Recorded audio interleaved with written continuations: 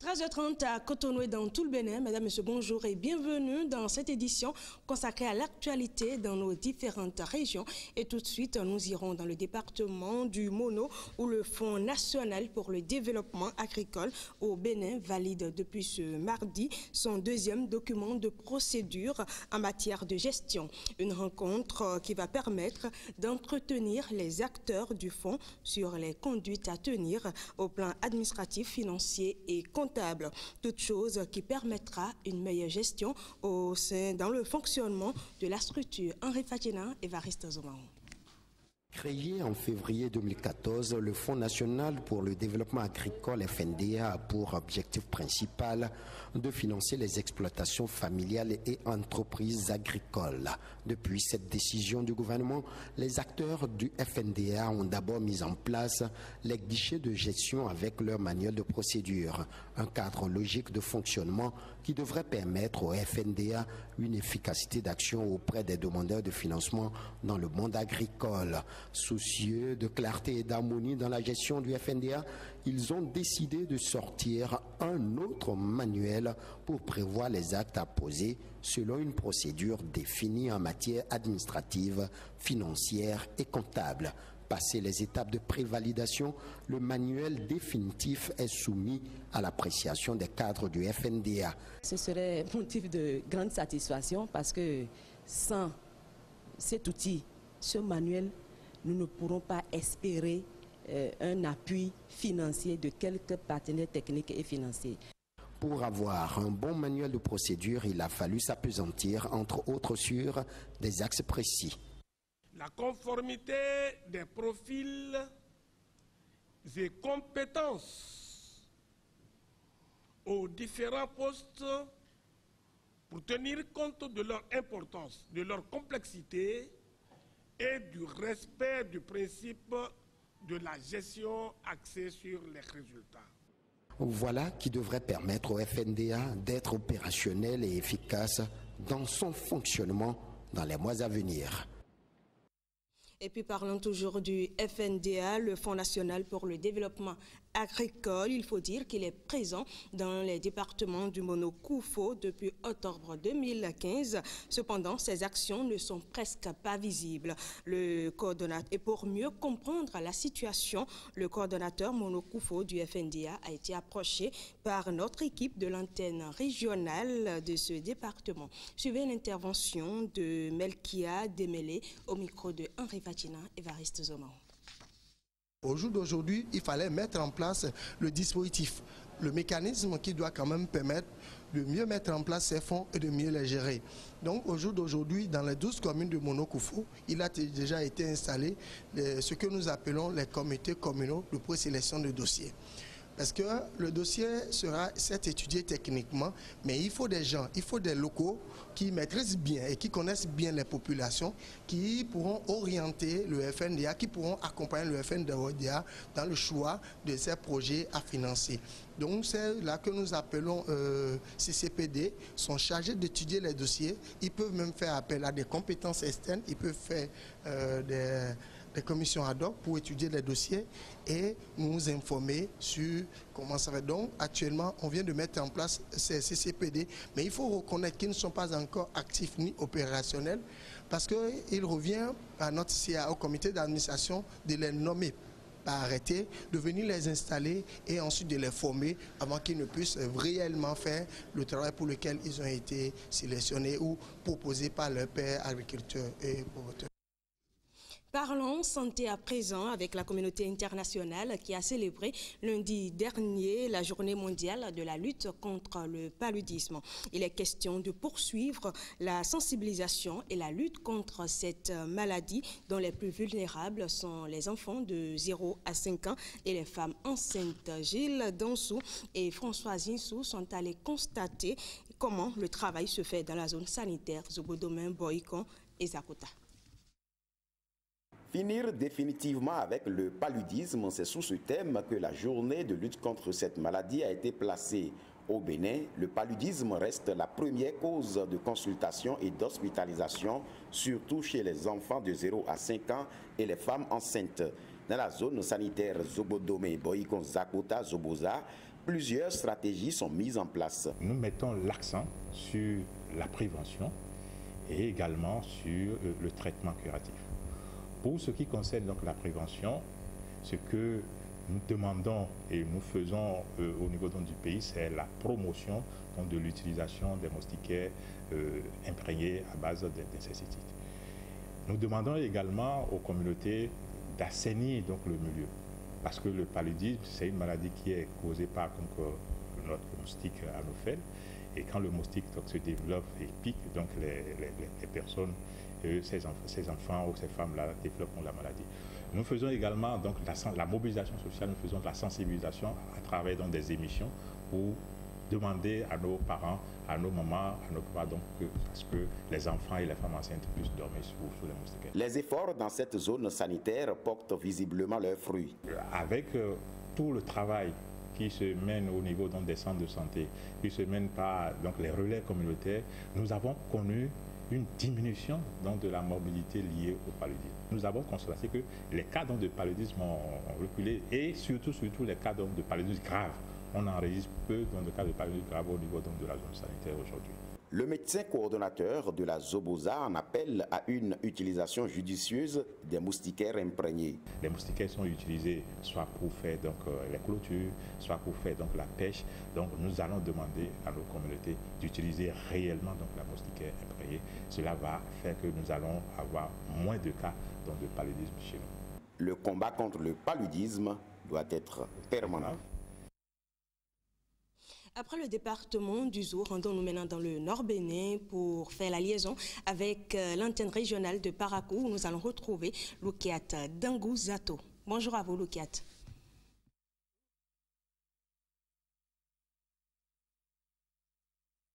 Bonjour Fallon Kisezouno et merci à tous les téléspectateurs qui nous suivent en ce moment en direct de Parakou. Je vous amène droit à Banikwara pour dire que le conseil communal de Banikwara a accordé une subvention de plus de 5 millions de francs CFA au collège de la commune pour l'organisation des concours de renforcement au profit des candidats aux différents examens.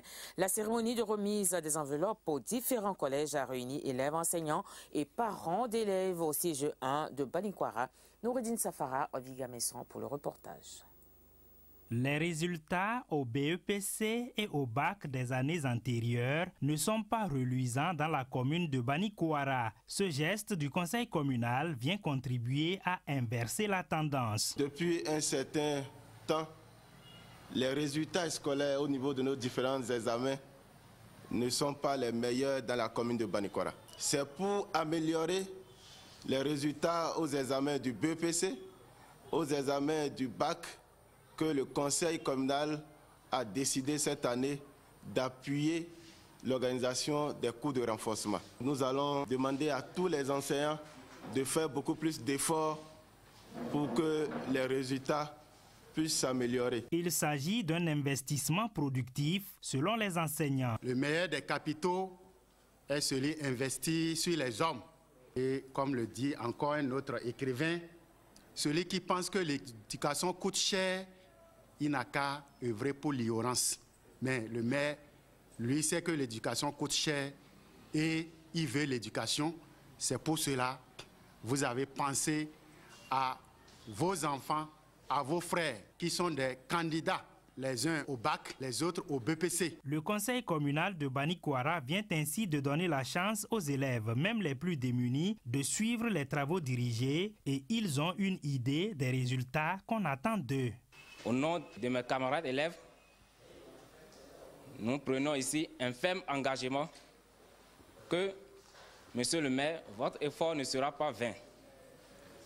Ce qui veut dire qu'à la fin des examens, vous aurez un résultat que vous allez apprécier de la part de vos élèves. Banikwara veut être cité parmi les meilleures communes au BEPC et au bac. Le conseil communal s'engage à appuyer toutes les initiatives visant à relever le niveau des élèves de la commune. Merci bien Nouroudine Safara et on descend maintenant à Parakou pour parler de l'évolution, de l'avancement des travaux de la traversée de la ville de Parakou. Et donc pour savoir ce niveau, une équipe de notre rédaction est descendue sur le terrain et voici donc le constat fait par Wakilou Taïrou et Nestor Sela. Les travaux ont démarré en décembre 2015. 4 mois après, les travaux de l'O1 de la traversée de la ville de Parakou avancent sans grande difficulté. Et ceci à la grande satisfaction des usagers qui rêvent à terme d'un ouvrage de qualité. Vraiment, le travail, ça évolue correctement. Les travaux vont bien. Moi, j'apprécie ça bien. Avec le chinois, vraiment, je sais que Parakou va développer plus. Et il ne dorment pas. Chaque jour que Dieu fait, il met pression sur ça, surtout la voie, sur la tronçon de la forêt. Avant, c'était difficilement les camions passaient, mais maintenant, ils passent là sans difficulté. Vraiment, nous, on apprécie les travaux. Les responsables en charge de l'exécution de ce tronçon rassurent quant au respect du délai contractuel. On a déjà fait pas mal de travail derrière. Maintenant, nous sommes à ce niveau et on va évoluer d'ici jusqu'au marché. Donc, nous sommes au niveau de plateforme et l'assise. Donc, d'ici peu de temps, on va essayer de donner un bon rendement. Et pour leur permettre de tenir dans ce délai, le chef chantier Adou invite les populations à respecter les couloirs de passage. Voilà donc, et puis au nombre des choses qui suscitent la curiosité de tout visiteur à Parakou figure le marché Kobo Kobo situé dans le 2e arrondissement. Découvrons dans ce reportage le marché de friperie et surtout pourquoi les Parakois préfèrent la fripe. Nestor Sela et Clément Houillon. Nous sommes au marché de friperie de Parakou. Enfants, jeunes filles, jeunes dames et même des personnes âgées s'y rendent pour une seule raison. Je suis venue trier quelques tenues pour mes enfants. Prêt à porter, ce n'est pas pour tout le monde. À cause du coût, maintenant, ici, c'est qu'on a des choses de qualité et moins chères. C'est à la portée des pauvres. Le tarif, c'est un truc déjà un peu fixé. Ici, par exemple, quand on vient avec 2000, tu sais que tu peux rentrer avec 3 chemises, 4 chemises ou plus. Avec déjà 1000 francs, j'ai déjà fait l'achat d'une chemise et avec d'autre part, j'ai aussi 800, 2 autres chemises. Le prix des articles est la raison principale qui attire ses clients. Dans ce marché, 2 catégories d'acheteurs, ceux qui s'approvisionnent en gros et en détail. À l'exemple de cette dame, surprise par notre équipe de reportage. Arrivé à leur niveau, on essaie d'acheter ça en gros. À partir de 10, déjà, ils essaient de nous diminuer un peu le prix. Là, arrivé à la maison, on essaie de revendre ça sur le prix qu'ils livrent l'unité aux usagers qui viennent s'approvisionner chez eux. Ça dure plus que nos pagnes d'aujourd'hui. Vestes, chemises, pantalons, robes sont entre autres articles les plus convoités. Ces clients soutiennent que les articles dans ce marché sont de bonne qualité. Mais pour les revendeurs, c'est une question de chance depuis l'achat des balles. Tu vas payer, tu vas croire que c'est des bonnes choses qui sont dedans. Et quand tu vas ouvrir, ça ne sera pas comme ce que tu pensais tu as payé, quoi. C'est ça qui vient souvent. Se vêtir, c'est l'un des besoins fondamentaux de l'homme, dit-on. Un tour au marché Kobogo de Parakou et le tour est joué. Voilà, c'est toujours mieux de s'habiller moins cher et bien. Le cinéma béninois a un nouveau produit dans ses rayons. L'artiste comédien Barthélémy Agnani, alias Konko, a mis sur le marché son 3e album intitulé Femme capricieuse. Suivez plutôt pour plus de détails ce compte rendu de Wakil Taïrou, commentaire lu par Nestor Sela.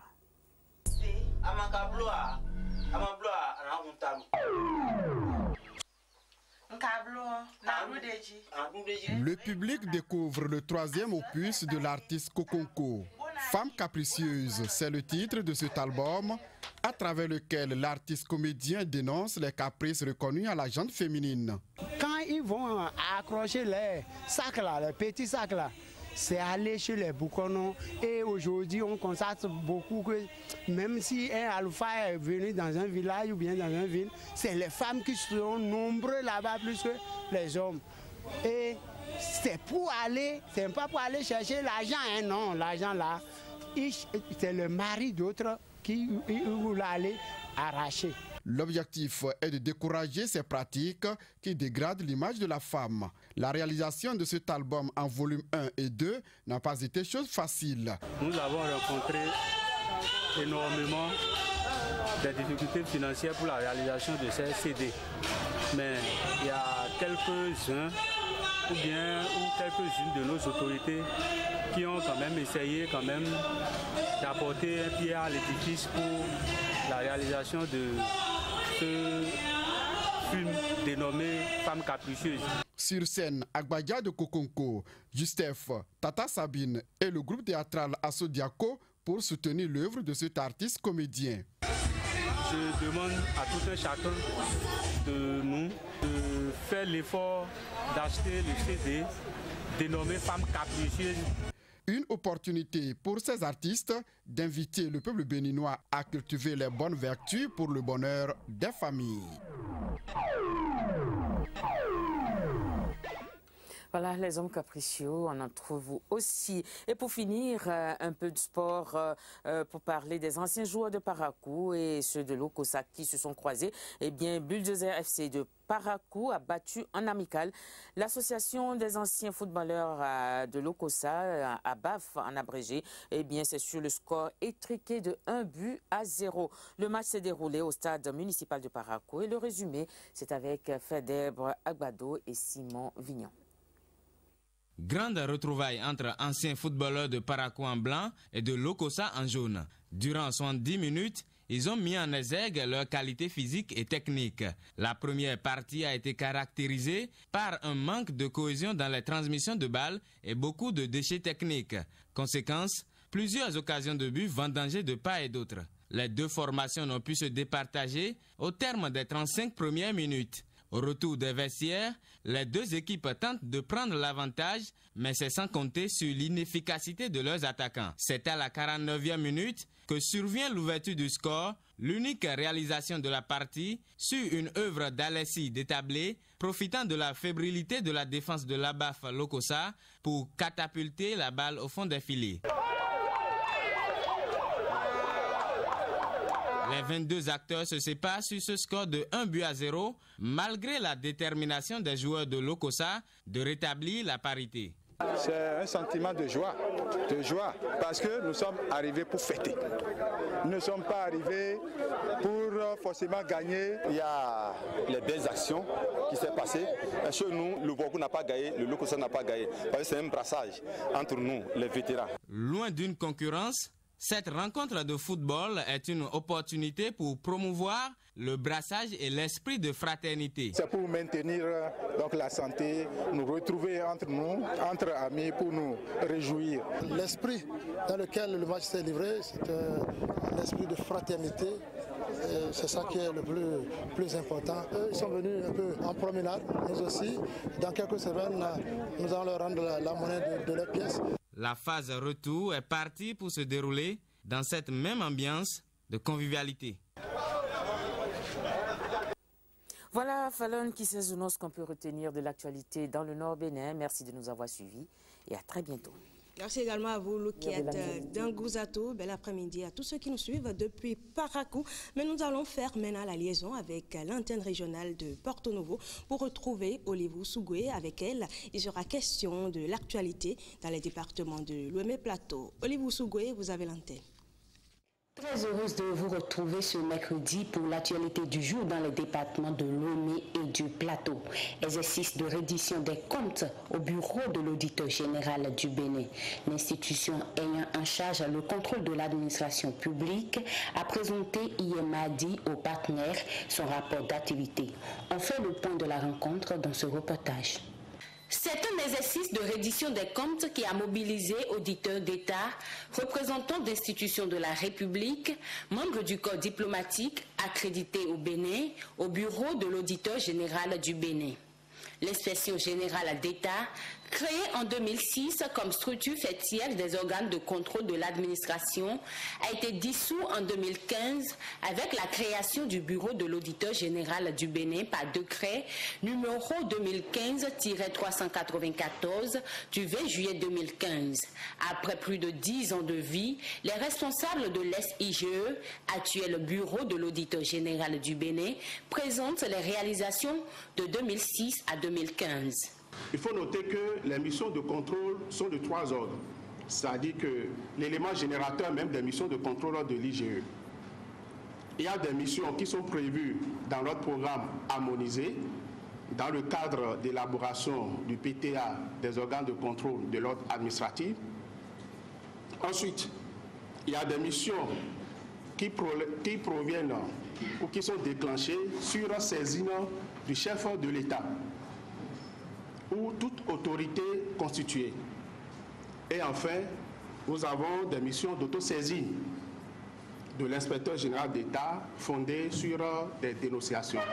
De 2006 à 2015, le bureau de l'auditeur général du Bénin SIGE a reçu comme financement pour ses activités 7 57 419 464 francs CFA avec 468 missions de contrôle réalisées. Le rapport présenté met également en exergue les recommandations issues des missions de contrôle pour une nouvelle gouvernance, recommandations liées entre autres au respect des procédures, la gestion des ressources humaines et la gestion des ressources financières et comptables. Il y a 10 mois que l'auditeur général du Bénin, Michel Dono, a été nommé. Au cours de la rencontre d'hier, rencontre consacrée à la présentation du rapport d'activité, l'auditeur général du Bénin a présenté ses ambitions pour l'institution qu'il dirige aux partenaires. Suivant. Le bureau actuellement est créé par un décret.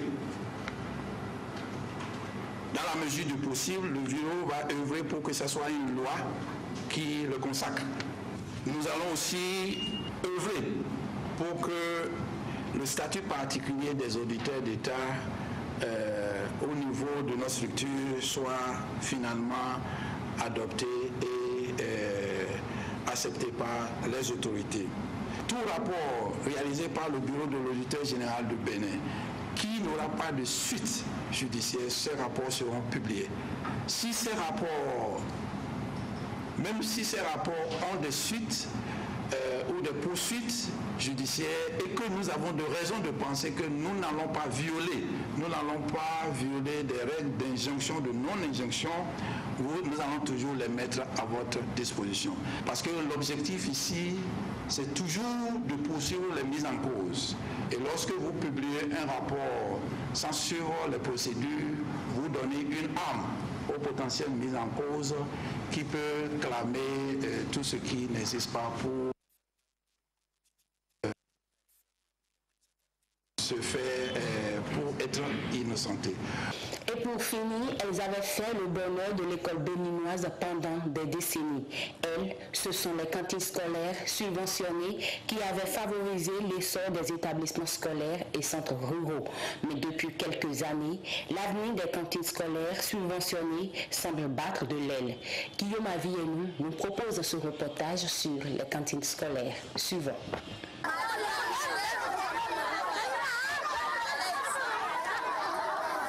La récréation dans une école primaire publique dans la commune d'Avrancourt, dans les départements de Lomé-Plateau. Les écoliers de cet établissement payent leur petit déjeuner avec leur argent de poche. La cantine de l'école n'est subventionnée ni par les traditionnels partenaires de l'État béninois et ni par le gouvernement. Et les cantines scolaires favorisent l'alimentation scolaire et minimisent l'absentéisme et permettent aussi aux apprenants de bien recevoir l'enseignement-apprentissage. Aussi, faut-il reconnaître que la nutrition scolaire permet aux enfants d'être réguliers à l'école. Cela permet aux enfants d'être concentrés sur ce que le maître fait avec eux. Mais force est de remarquer que plusieurs dysfonctionnements viennent freiner la bonne marche de ces cantines. Bon, au départ, on nous donnait 2 dotations au début et vers la fin de l'année. Mais à partir de 2013-2014, la dotation est devenue unique. On donne cette dotation et ça n'arrive même pas à couvrir le trimestre comme cela, plus une dotation trimestrielle qu'on nous envoie.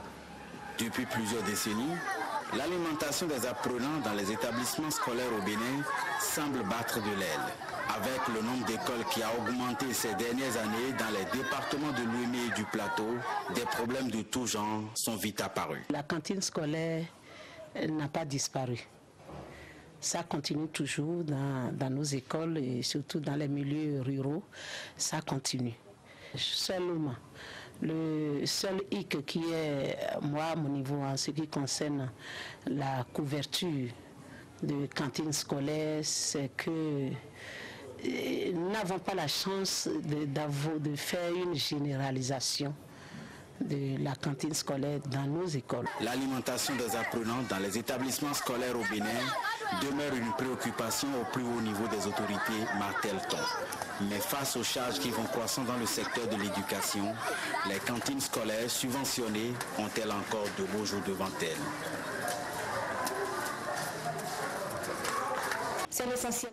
Actualité dans le département de Lomé et du Plateau pour le compte de ce mercredi. Merci de nous avoir reçus. Nous vous retournons l'antenne. À vous, Olive Ousougoué. Ce sera également tout pour ce 13h30. Merci de votre aimable attention et à très bientôt.